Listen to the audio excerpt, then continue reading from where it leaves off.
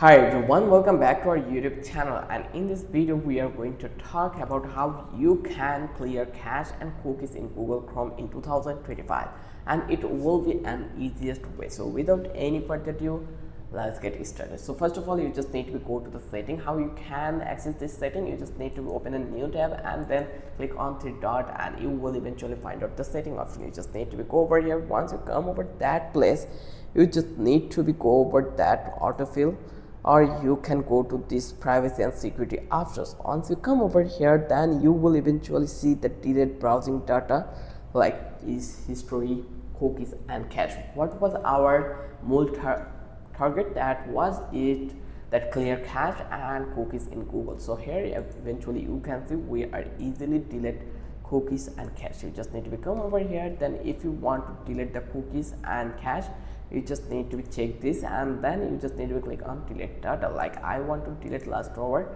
then I will click delete data, and the cookies and cache will be deleted properly. So if you love this video and if you understand how easy the process was, then don't forget to subscribe our channel and don't forget to hit the like button. Till then, have a good day. I will catch you in the next video with an interesting topic again.